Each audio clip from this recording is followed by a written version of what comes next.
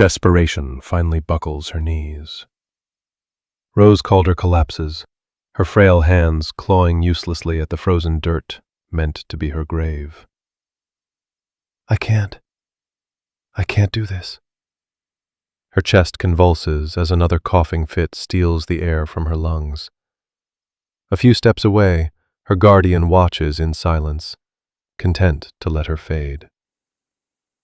Then, without warning, an Apache warrior steps out of the stillness, his gaze locking onto something raw and unbroken in her eyes. He reaches forward and takes the shovel. A destiny once locked in place fractures in an instant. What follows will tear her life apart and rebuild it from the ground up. My friend, welcome. This is Arthur Blackwood, your guide through these frontier tales. Before we begin, be sure to subscribe and leave a comment telling us where you're watching from. I hope this story stays with you. The cough racking Rose's slight body was never a plea for mercy. To Silas Crow, it was an annoyance, proof of a responsibility he never wanted. He did not see a young woman abandoned by fate. He saw an entry in a ledger that cost more than it returned. Years of failed schemes and hard solitude had sealed his heart into stone. Compassion had no place there, only survival. Every labored breath she drew felt, to him, like another coin stolen from his pocket. Each tremor in her limbs stretched the shadow over his already barren future. Their lives had always been bleak, but Silas's cruelty reached its peak on a lonely autumn afternoon. The sky hung low and purple, warning of the first deep freeze, and a winter ruthless enough to strip the land bare. With cold certainty, Silas decided she would not live to see another sunrise. He would not waste money on a coffin for someone already half gone. He hauled her, far rougher than her weakness warranted, out to a dry ravine beyond the cabin. The ground was iron hard with frost, refusing the blade of a shovel. He tossed the tool at her feet. The clang rang out like a funeral bell. Rose, drained in body and spirit, barely managed a protest. Her words dissolved into the wind. Every attempt to lift the shovel tore fire through her thin frame. Her hands, cracked, scarred from endless labor, shook violently. The man who had sworn to protect her, who had promised Samuel and Eleanor Calder he would keep their daughter safe, stood watching. His silhouette cut black against the dying light, his face unreadable. He offered no comfort, no hesitation, only the fixed stare of a man already done with her. This was her last humiliation, carving her own grave beneath the vast, indifferent western sky. And yet, buried beneath sickness and fear, something stubborn still breathed inside Rose. Under the dust and fever lived a quiet refusal to vanish, a will to take one more breath, to see one more sunset, even if it was the last. Somewhere deep within her flickered a longing for kindness she had never known, a small, defiant ember refusing to die. That ember drove her trembling fingers to the shovel's handle. The rough wood burned her skin. Fear flooded her mouth with the taste of metal. The shovel felt impossibly heavy, an object meant to end her, but she lifted it, just barely. Her breath hitched in a broken gasp as she braced herself, forcing her will forward. She raised the shovel again, pain screaming through her muscles, her vision swimming. Still, she tried. The first scrape of iron against frozen soil sounded like a distant cry, marking not only the edge of her death, but the brink of something far more terrible and strange. The handle tore at her frost-bitten fingers. Her breaths came shallow and ragged, thick with dust and despair. The ground beneath her refused to yield, mocking her weakness. She swung again, not with strength, but with desperation. The blade glanced off the packed earth with a dull thud that echoed the hollowness inside her. A single, shallow dent appeared. She knew, with chilling clarity, it would take forever to dig enough. Dizziness surged, bending the ravine out of shape, turning Silas Crow's distant figure into a wavering shadow. He did not move. A dark monument to abandonment. His silence weighed heavier than any curse. She felt his stare, not cruel, just empty, like she was nothing more than a dying animal left in the wild. Above her, the sky blurred into bruised gray and purple, heavy with the promise of snow that would soon hide her grave. Blood tinged her mouth, mixing with sickness and fear. Her legs trembled, close to giving way. She clung to the shovel, the last solid thing left in a world that had already cast her out. Pain pulsed through every muscle, every nerve burning deep into bone. She scraped at the ground once more, the sound harsh and broken, a rasp that carried the weight of an ending. A single tear, cold, sharp, cut a clean line through the dirt on Rose Calder's cheek, marking a grief too deep for words. Her life, brief and battered, was being smothered by a hand that felt as merciless as winter itself. Anger had burned out long ago. All that remained was a bone-deep exhaustion that hollowed her from the inside. Piece by piece, she was fading beneath the vast, indifferent sky. This was how it ended, not with defiance, but with quiet surrender. A slow dimming, yet unseen by Rose, and utterly ignored by the self-absorbed Silas Crow, the world was not as empty as it appeared. From the lengthening shadows of the pines, where resin hung sharp in the air and winter whispered its approach, Taza watched. He moved without sound, his steps leaving no mark on the pine needles layered thick across the forest floor. He had come for another reason. Tracking the subtle signs of soldiers edging too close to his people's land, guarding borders passed down through generations. What unfolded before him was not steel or uniforms. It was something far worse. A quiet brutality that cut deeper than violence. An act so stripped of humanity it tightened something hard and furious in his chest. He saw the girl, pale as smoke, swaying as she fought the frozen earth. Each movement was fragile, almost weightless, as if she might vanish with the next breath. The man looming over her stood thick and unmoving, less like a human than a scavenger waiting for death to finish its work. To Taza, whose world was shaped by reverence for life and the bond between land and spirit, the scene was unbearable. This was not just cruelty.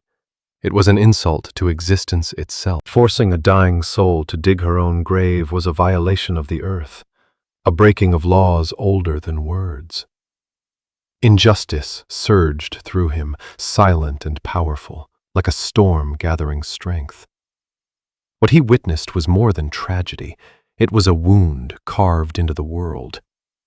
His eyes, usually calm and watchful, burned with a restrained, righteous fire.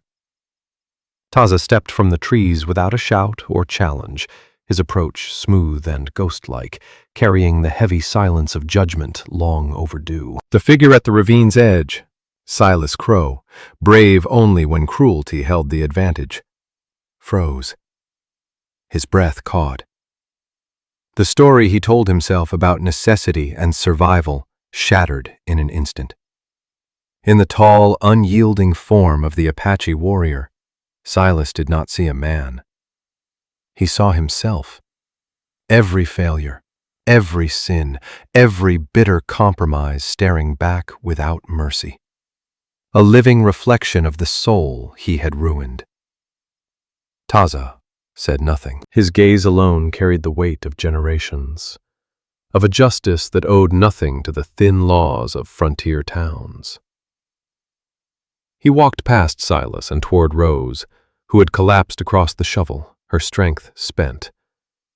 Her eyes lifted, wide with fear and exhaustion, seeing not salvation, but another unknown fate. With a gentleness that contradicted his imposing presence, Taza reached down. His calloused hand closed over the shovel's handle, dark against her pale, dirt-streaked glove. He drew the tool from her slack fingers. A small act, yet it shifted the balance of her entire world. Then his eyes returned to Silas Crow. In that silent look lived a promise of consequences, absolute and final. It was enough. Silas staggered back, his courage dissolving into panic. A broken sound escaped his throat before he turned and fled, tripping over his own haste as he disappeared into the dark. He left behind a young woman clinging to life, and the warrior he feared. The shovel, now resting in Taza's hand, became a quiet marker of a fate rerouted at the last breath. Night settled thick around Taza and the unconscious form of Rose Calder, the wind threading softly through the pines. He did not hesitate. He did not question why he had intervened.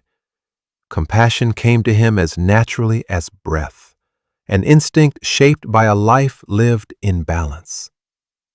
When he lifted her, her weight startled him. She felt far too light. Her body burned with fever, her breathing shallow against his shoulder. She hovered at the edge of existence. Pine and damp earth clung to them as he turned toward the mountains, leaving behind the cruelty of the settler's world. The trail was narrow and dangerous, cutting through dense brush and over rock slick with frost. Each step was deliberate, guided by knowledge carried through blood and memory. He moved with the quiet precision of a hunter, alert to every sound, not for threat, but for the living rhythm of the land. Rose stirred in his arms, murmuring words broken by delirium. He shifted her against the wind, his grip steady, his touch careful, a promise spoken without sound. The cold pressed in, relentless. Still, Taza's resolve burned steady and bright, a living flame against the dark. He knew the secret trails, the protected hollows where his people vanished when danger closed in, and it was toward one of those sacred shelters that Taza carried her. Hours later, as the faint gray of dawn brushed the eastern sky, he reached a hidden camp tucked deep inside a narrow canyon. Thin columns of smoke drifted from the lodges, scented with cedar and simmering herbs. The air cut colder here, sharp and clean, yet it carried the quiet promise of safety. When Taza stepped into the camp, figures emerged from the lodges, drawn by the sight of a lone warrior bearing a pale, unmoving woman. Murmurs rippled through the waking settlement, surprise edged with caution. A white woman in their refuge. Old betrayals and present dangers hovered unspoken in the chill morning air. From among them came Isha, the camp's revered healer. At 64, her face was etched with deep lines, each one shaped by sun, wind, and long-earned wisdom. Her eyes, though aged, were sharp and steady, seeing past surfaces straight into truth. Authority followed her without a word, quiet, absolute, rooted in compassion and understanding. As she approached, the others stepped aside. She did not speak at first. Her gaze moved from Taza to the frail body in his arms. She took in the fever-bright skin of Rose Calder, the uneven rise of her chest, the dirt and fear clinging to her like a second skin. To Isha, the color of Rose's skin meant nothing. She did not see a white woman. She saw a life balanced on the edge, a young soul slipping fast without help. She saw thin threads of breath fighting the pull of death. These hands, twisted by years of work, had guided countless into life, comforted the dying, and drawn healing from the earth itself. She had witnessed more beginnings and endings than the growing town of Creed could ever imagine. With a quiet nod, she motioned for Taza to follow her into her lodge. The round structure smelled of dried herbs and earth, alive with a hush that felt older than words. Unease still lingered among the villagers, a low current of doubt, but Isha's presence settled it. This choice, unspoken, carried wisdom. Inside, firelight flickered, throwing slow-moving shadows across woven walls. Taza eased Rose onto a bed of furs. Her body sank down with a faint sound of release, exhaustion finally claiming her. Isha knelt beside her, hands sure and practiced, a lifetime of knowledge guiding every motion. She listened to Rose's chest, felt the heat burning beneath the skin. Her face remained calm, though her eyes softened. She recognized the sickness, one carried from the settler towns, a disease that had threatened her people before. This was no simple chill. It was an infection, stubborn and deep. Isha spoke in a low, steady murmur, giving instructions to Taza. Ancient wisdom woven with urgency. He listened closely, understanding the weight of her words. Healing would not come easily. This fight was not only against illness, but against the deep weariness in Rose's spirit, the damage carved by cruelty and abandonment. Among his people, healing meant restoring balance to body, mind, and soul. As Isha crushed herbs and steeped them in hot water, a silent agreement passed between them. Outside, fear still hovered. Taza understood that medicine alone would not be enough. For Rose to survive, she would need acceptance. That was the true trial, one demanded by the unspoken laws of his people the moment he carried an outsider home. The road ahead held more than sickness. It meant bridging worlds, facing mistrust rooted in generations of pain. The weeks that followed blurred together, shaped by the steady rhythms of the hidden camp and the relentless struggle to keep Rose alive.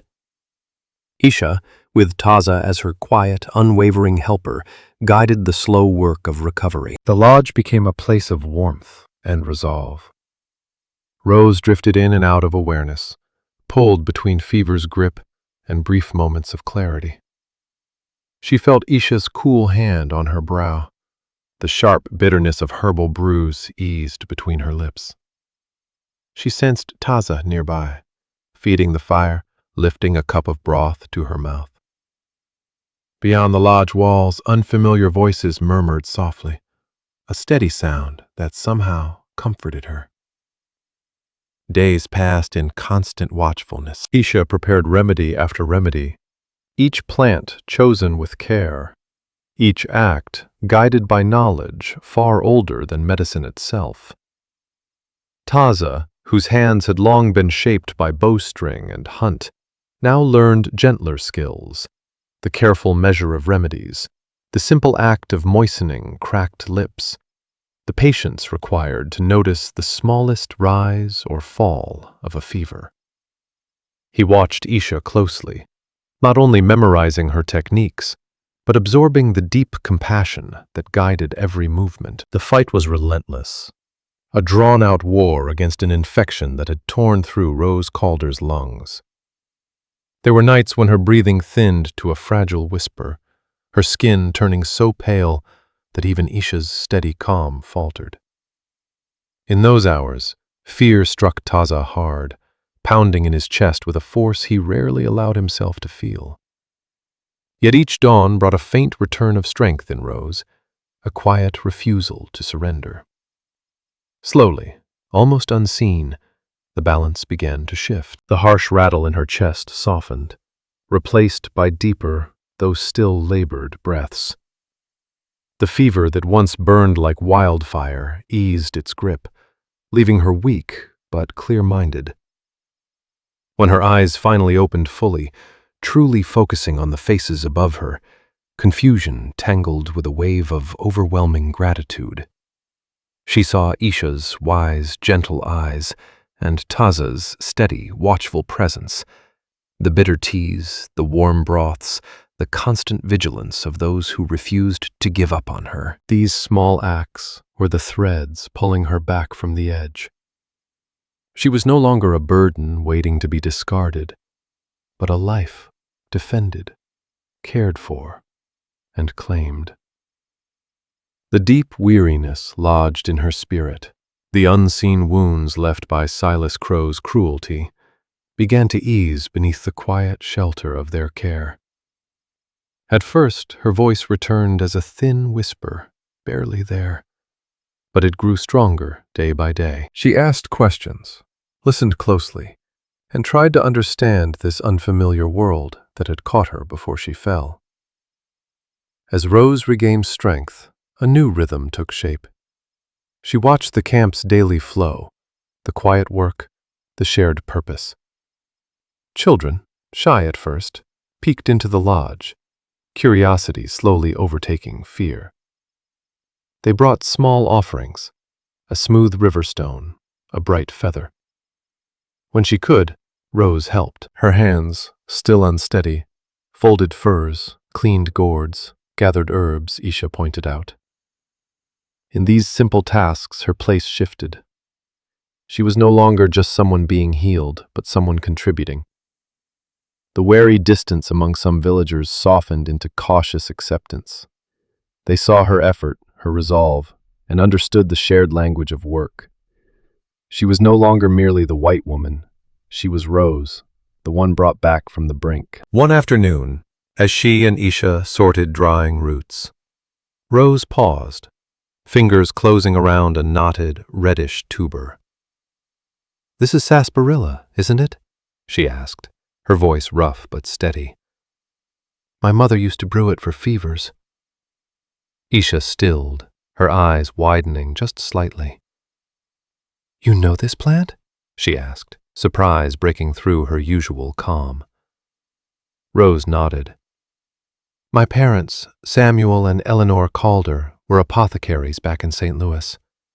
I worked with them before we came west." It was a simple truth, pulled from a past she thought long buried. But here, it carried weight. What had been ordinary to Rose became a bridge across worlds. Isha smiled, warm, genuine, transforming the lines of her face. "Then you know more than you let on," she said softly. "Much more." Word of Rose's knowledge spread quickly through the camp, reshaping how others saw her. Her understanding of herbs, though born of a different tradition, was valued. She began assisting Isha more closely, learning the finer points of Chiricahua medicine, while sharing what she knew of Western remedies. She identified plants by names Isha had never used, expanding their shared understanding. She was no longer only receiving kindness. She was part of the work. Her skill became a vital thread woven into the life of the camp.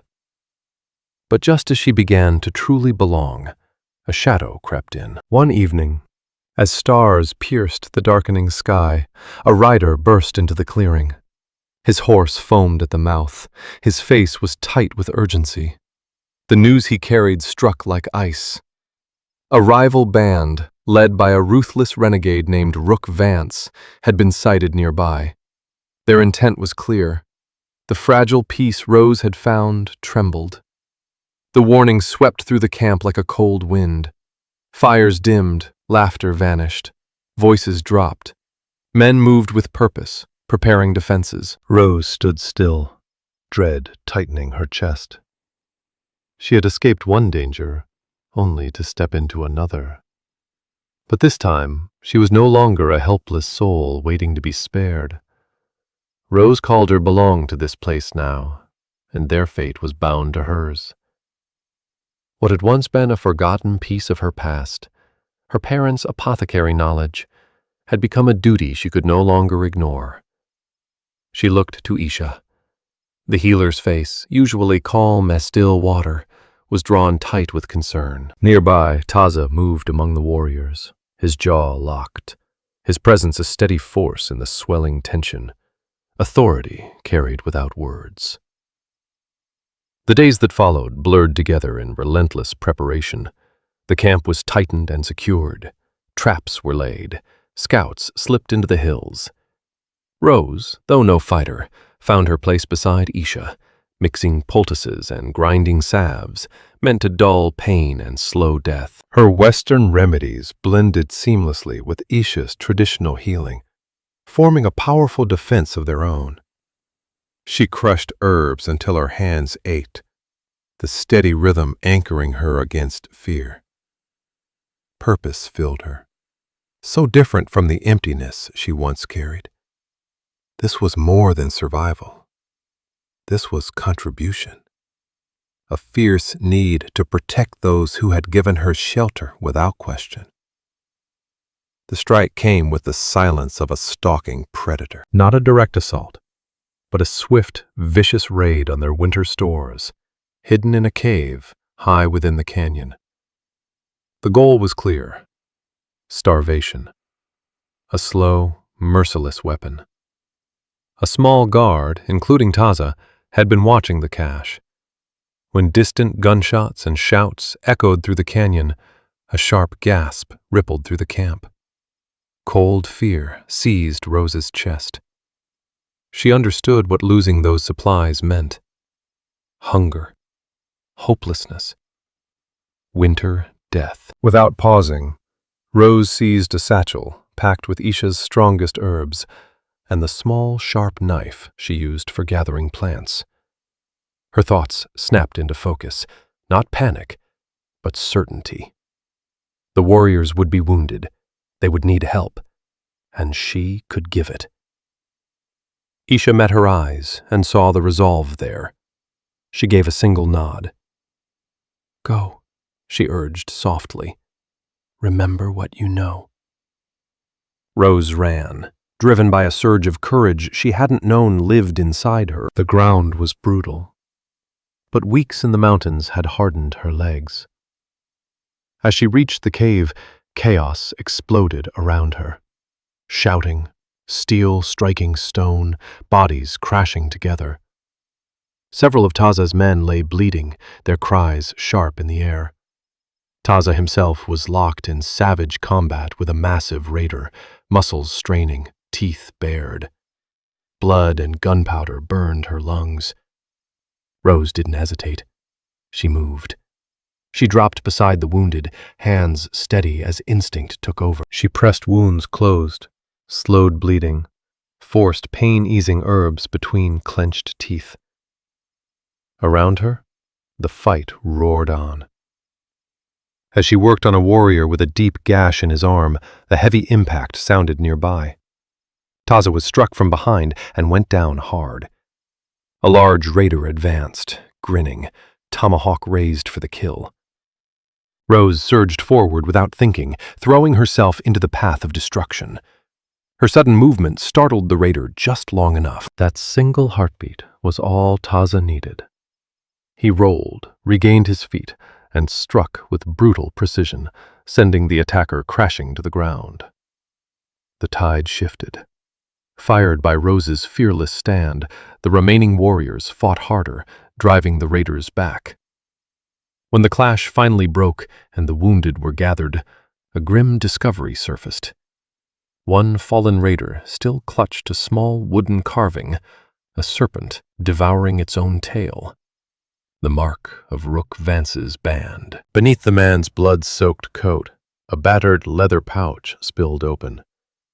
Inside lay a crude map, not of the mountains, but of the very ranch Rose had fled. Scratched faintly on the back was a single name: Silas Crow. The truth struck hard. This had not been chance. It was betrayal, planned, guided, paid for. The man who had forced Rose to dig her own grave had now tried to starve those who saved her. The weight of it settled like ice. yet there was no time for rage. The wounded needed care. Rose kept working, binding flesh, offering comfort. Silence fell among the warriors as they watched her, pain and awe mixed on their faces. Taza, his injuries shallow, stood over her, his expression unreadable. But something in him had shifted forever. The girl they had pulled back from death, the outsider, had become essential to their survival.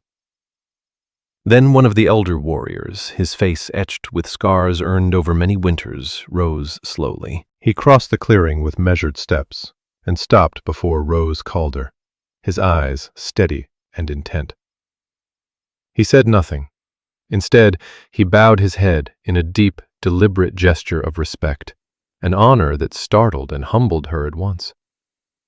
One by one, others followed, offering the same silent acknowledgement of her courage and the role she had played. Their gazes no longer held suspicion.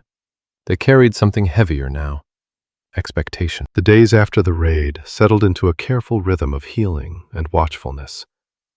The revelation of Silas Crow's betrayal shocked them all, but it also sealed Rose's place among them.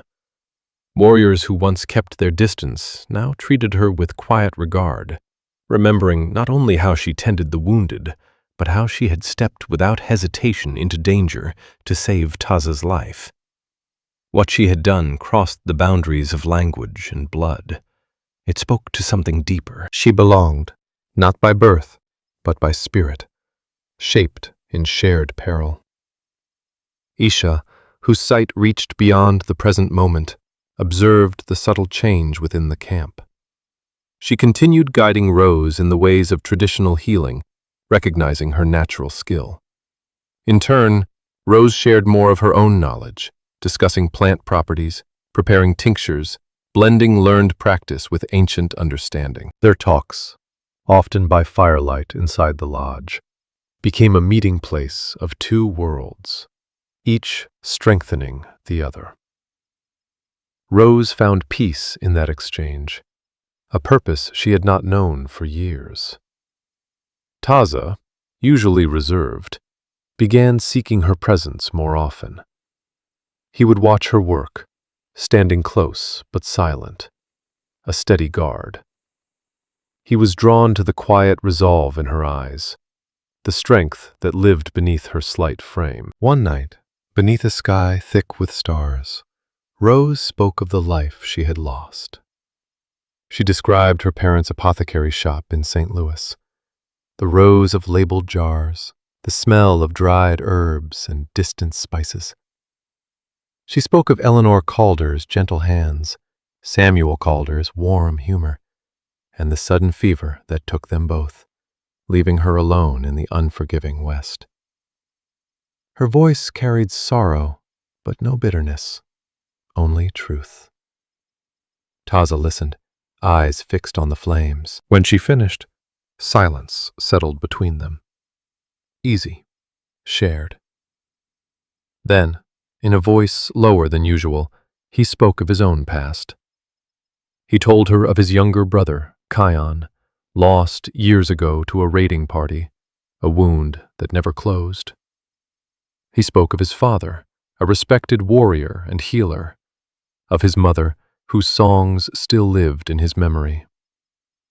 He shared the weight he carried, the responsibility for his people, the quiet burden of leadership. In that exchange, something took root between them, a recognition born of shared loss and endurance. They found comfort in one another, two lives drawn together by chance, discovering shelter where none was expected. One afternoon, while Rose and Isha gathered herbs in a secluded glade, Isha stopped, her gaze fixed on the ground. "This place matters to my family," she said softly. "Long before settlers pushed us deeper into the mountains, my grandmother and her sisters gathered berries here." It was a place of peace, of stories. Rose listened, caught by the image. Isha knelt beside a gnarled tree stump. "My grandmother once spoke of a young white woman," she continued. A woman with healing hands who came to learn, not to take, but to understand. A distant memory stirred in Rose. Years ago, her mother had spoken of a summer on the frontier, learning from a wise woman of the mountains, of a rare berry that grew only in certain soil. The pieces aligned with startling clarity. Isha's grandmother was that wise woman. Rose Calder, the apothecary from St. Louis, had learned from the ancestors of the very people who now sheltered her daughter. Two families, divided by culture and time, bound together by knowledge passed hand to hand across generations. Their lives woven by the earth itself and the enduring act of healing. The truth settled quietly, profound and humbling. But peace in the West was never permanent. As the sun sank behind jagged peaks, staining the sky with fire, a scout stumbled into camp, wild-eyed, gasping for breath. His words, torn from him in fear, shattered the fragile calm. A larger, far more dangerous force had been sighted. Raiders tied by blood to Rook Vance's crew, but greater in number and discipline. They were moving straight toward the canyon. Their purpose was unmistakable. The earlier clash had been nothing more than a warning. This was meant to finish the work. It was a true war party, hungry for land and blood, and they were closing in fast. Rose Calder's hard-won refuge now stood on the edge of annihilation. What strength she had discovered within herself would be tested to its limits. The news tore through the camp like a blade.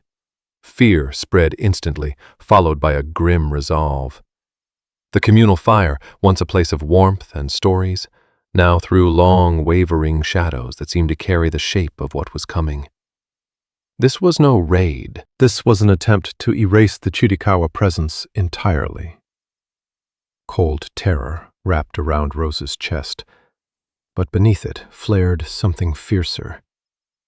This was her home now. These were her people. She would not abandon them. Taza moved with sharpened urgency, his voice cutting clean through the noise as he issued commands. Warriors fell into place, arrows honed, rifles checked, positions reinforced. Isha, calm as stone, gathered the women and children. Her voice never wavered as she guided them toward the deepest, safest reaches of the canyon. Rose, heart pounding, threw herself into the work left to her. She prepared poultices and bandages at frantic speed, hands moving with a focus she hadn't known she possessed. What had once been gentle knowledge was now essential. Every sound seemed magnified, the scrape of stone, the distant cry of a coyote, each one a warning. As dawn crept in, staining the eastern sky with bruised light, the first signs of the enemy appeared. Scouts returned breathless. There were more raiders than expected, and they were advancing without pause. The canyon transformed from sanctuary to stronghold. Natural defenses were reinforced with skill and courage. Taza took position at a critical overlook, bow drawn tight, eyes sweeping the land below. Rose stood with Isha near the makeshift infirmary, listening to the approaching thunder. When the assault broke, it came like a flood. Shouts and war cries ricocheted off stone walls, swallowed by rifle cracks and the hiss of arrows. The raiders surged forward in brutal coordination. Taza and his warriors met them head-on, using their mastery of the terrain to hold ground. Arrows cut the air. Bullets screamed past. Smoke and fear choked the canyon. Rose forced herself to focus, binding wounds, easing pain, whispering steady words amid the chaos. She became a fixed point of calm inside the storm. Then the fight shifted. Blocked at the front, the raiders began to move along the canyon's edge, climbing a sheer face long believed impassable. Their goal was clear: descend from above and strike where the women and children were hidden. Taza saw it instantly. His expression hardened. There were not enough warriors to answer both threats. He turned to Rose, their eyes locking for a heartbeat. "You and Isha," he said urgently. Lead them deeper into the passages. I'll draw them off. He meant to face the climbers alone, to buy time with his life if needed. A cold fury surged through Rose. This was the man who had taken the shovel from her hands, who had carried her from death. She would not let him die alone. A terrible thought crystallized in her mind, born of desperation and memory. The leader of this force wasn't acting blindly. Silas Crow, driven by greed and spite, hadn't only revealed the winter stores. He had likely sold the canyon itself, its paths, its weaknesses, its hidden veins. This wasn't chance. It was strategy. The real danger wasn't just their numbers, it was their knowledge. Knowledge that should never have been theirs. Knowledge drawn from betrayal. Understanding settled over Rose like ice. This was not merely an attack. It was a calculated destruction, engineered with a blueprint handed over by the very man who had once tried to bury her alive. And with that realization, something far darker took shape in her mind. The commander of the advancing war party was no ordinary raider. He was Black Wolf, a name spoken in low voices even among Apache bands, a figure wrapped in grim legend. Months earlier, he had been seen meeting with Silas Crow near Creed. This was no chance bargain. It was a conspiracy rooted deep, far darker than anyone had feared. As Taza prepared to confront the climbers, a reckless, desperate plan ignited in Rose Calder's mind. It was dangerous. It bordered on suicide, but it was the only way she saw to truly protect him and the people who had become her family. She remembered a hidden cache of blasting powder, stored long ago to clear rock falls, wedged inside a narrow crevice known to only a few. One spark, placed just right, could collapse the passage leading toward the women and children. It would mean standing inside the blast zone. It would mean no escape. She met Taza's eyes. Her resolve burned as fiercely as his. "There's another way," she said, her voice steady despite the tremor in her hands. "We can seal the passage, but I have to do it alone." She didn't ask. She stated a truth already accepted, a choice made without hesitation. They had given her life when she had none. She would give hers for theirs. The canyon thundered with violence, but in that instant, a profound stillness settled between them. Taza saw it in her eyes, not recklessness, not a hunger for heroics, but an unshakable certainty. He knew the powder cache she meant. He knew how unstable it was, and he knew what lighting it could cost her. Yet he also saw the woman who had clawed her way back from death, who had saved his life, now ready to stand between annihilation and those she loved. With a single silent nod, trust, acceptance, shared fate, he released her. Rose moved fast, slipping through chaos like a shadow. Her slight frame vanished among bodies and smoke, Taza's shout lost to the roar of battle. She knew the route. Weeks of foraging with Isha had etched the canyon's secrets into her memory. The air grew thick with gunpowder and blood. Her heart slammed against her ribs, but her focus never wavered. She reached the hidden passage, a tight, twisting vein behind fallen stone, and found the barrels of black powder, sealed and dry. The sharp bite of sulfur filled the space. Her hands shook, but they worked with ruthless efficiency. She remembered her father's stories, Samuel Calder's mining tales from Creed, enough to understand what must be done. She unwound a length of slow-burning fuse, its coarse fibers scraping her palms. The raiders' voices were close now, echoing triumphantly down the passage. No time remained. She fed the fuse into the nearest barrel, breath shallow, mind razor clear. As she struck for a match, sweat slick on her fingers, movement flashed at the mouth of the passage.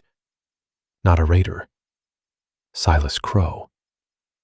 His face twisted with hatred and panic, eyes gleaming with cruel intent.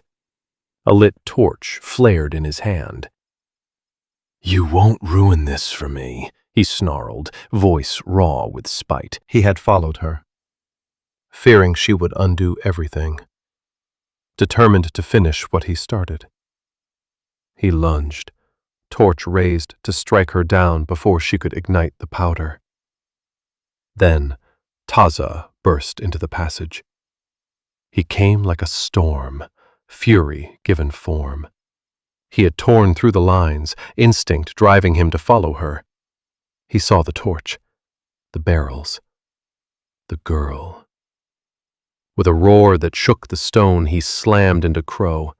The torch flew, spinning through the air in a burning arc. Rose reacted without thought. She caught it. Fire scorched her skin, pain ripping through her hand, but she didn't let go. She drove the flame into the fuse. Light exploded. Sound vanished. The canyon convulsed as a concussive roar tore through the rock. For a suspended heartbeat, Rose felt nothing. No pain, no sound, no breath. Only a vast, empty silence between life and death. Then stone collapsed, the passage sealed in thunder and dust, buried with finality. When sensation returned, it came as a deep, spreading ache. Smoke filled the air. Earth burned. She was alive. Dazed, half-buried, ears ringing, Rose forced herself upright. Through the haze, she saw Taza slumped against stone, blood streaming from a deep gash in his head. Silas Crow was nowhere to be seen. The blast had done more than seal the passage. The force triggered a chain of rockfalls across the canyon floor, shattering the raiders' formation, halting their advance in chaos and terror. The flanking route was gone. So was their advantage. And the canyon still stood. The fight beyond the shattered passage, though still raging, had tilted sharply in favor of the defenders. Taza's warriors, galvanized by the explosion and the sudden panic tearing through the raiders, pressed their advantage with renewed force. Before long, the attackers' resolve cracked. One by one, they began to fall back, retreating in disarray. Then came an unexpected turn. The war party's leader, Black Wolf, whose name alone carried dread, found himself cut off. Taza, bloodied but unbroken, stepped forward to face him. His stance was firm, his expression severe. There was no need for a final slaughter. Black Wolf, a warrior from another people, yet bound by a similar code of honor, took in the destruction around him. The collapsed stone, the wounded, the fierce defense paid for with sacrifice. He understood what continuing would cost. More blood would serve no purpose. With a small, nearly imperceptible nod, he lowered his weapon, not in surrender to Taza, but in acknowledgement of defeat, and in respect. He spoke a few rough words, ordering his remaining men to disengage and withdraw. It was not defeat by force alone, but by clarity, a recognition of a harder truth. Black Wolf turned and disappeared into the fading light, leaving behind a people scarred, yet standing. The greatest danger had passed. But as the camp slowly gathered itself from the wreckage, Rose Calder realized something chilling. In the chaos of fire and dust, amid the blast and the retreat, Silas Crow had vanished. Gone. He slipped back into the endless, merciless west. an unanswered threat, a shadow not yet laid to rest. The canyon, wounded but alive, gradually reclaimed its stillness. The sounds of rebuilding replaced war cries. Wood smoke rose again, not as a signal of fear, but as the scent of home. Rose, bruised and aching yet undeniably alive, took her place among the healers. Beside Isha, her hands worked without rest, tending wounds, soothing pain. What she had done, her courage, her willingness to give everything, had bound her forever to the people of the canyon. She was no longer the orphan dragged from a grave. She was a living thread in their survival. Months slipped into years, marked by seasons and the quiet rhythms of mountain life. The raid became a story told beside evening fires, a tale of resilience and resolve. The gash on Taza's head healed, leaving a pale scar he carried without shame, a reminder of the day Rose saved his life. What grew between them was not spoken aloud. It did not need words. Forged in fire and shared vulnerability, their bond deepened into steady understanding. They worked together, gathering herbs, hunting, sharing long silences that define a life lived in balance with the land. Rose's lungs healed, but more than that, her spirit did. The weight of her past loosened its grip as she stepped into a future she had never imagined. She was home. The children of the camp, once cautious, now sought her out. They asked for stories, for gentle remedies. She taught them songs from her childhood. They taught her the patterns of their dances. Under Isha's guidance, Rose's knowledge of plants flourished, Western practicality blending with ancient wisdom. She became a bridge between worlds. The empty grave Silas Crow had forced her to dig faded into nothing more than a scar on a distant plain, a marker of a life abandoned. Her true life bloomed here, among mountains and people who had chosen her. Years later, on a spring morning thick with the scent of wild sage, Rose walked through a sunlit meadow. Her basket brimmed with fresh herbs. Her breath was strong, her steps light. One calloused hand held a smaller one. Her daughter, Rose Calder, pointed at a cluster of bright flowers. "Mama?" she asked, wonder dancing in her voice. "What's that one called?" Rose smiled, a deep, unshakable peace warming her face. "That," she said gently, "is the Apache rose. It grows where the ground has been wounded, and still finds a way to bloom stronger than before." They continued on. Then Rose stopped. Half buried beneath a moss-covered stone lay a small leather pouch, worn by time. She lifted it carefully. From inside spilled smooth river stones, polished by years of flowing water. Nestled among them was a tiny carved wooden bird, wings forever stretched in flight. Rose knew at once. It was the medicine pouch of Kion, Taza's long-lost brother, the one he had mourned for decades. Somehow, unknowingly, it had been carried by Black Wolf and left behind during the retreat. Perhaps an accident. Perhaps a quiet offering from one warrior to another. The discovery sent a tremor through her heart. This forgotten relic, returned at last, was not only healing for Taza's family. It was proof of the unseen threads binding lives together. Even across hatred and war, mercy could surface. The act of digging a grave had not led Rose to death. It had led her here, to a life fuller than she ever dreamed, where an Apache warrior took not only the shovel from her hands, but the weight of her sorrow, and left her free to bloom. Her journey stood as living truth. Even the deepest wounds can heal. From the ashes of despair, a new life can rise. Did this journey move you? Tell us what corner of the world you're watching from. Leave a comment. And to follow the next story, be sure to subscribe. All stories are created for entertainment purposes and may include fictional elements or dramatized interpretations inspired by historical settings. We use AI tools, voiceover, visuals, scripts, as creative assistants.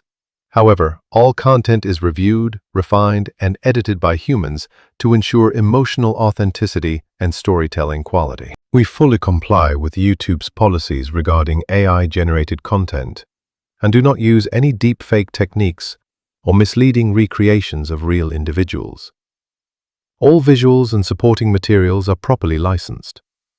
Sharing, re-uploading, modifying, or distributing any part of this content in any form requires written permission.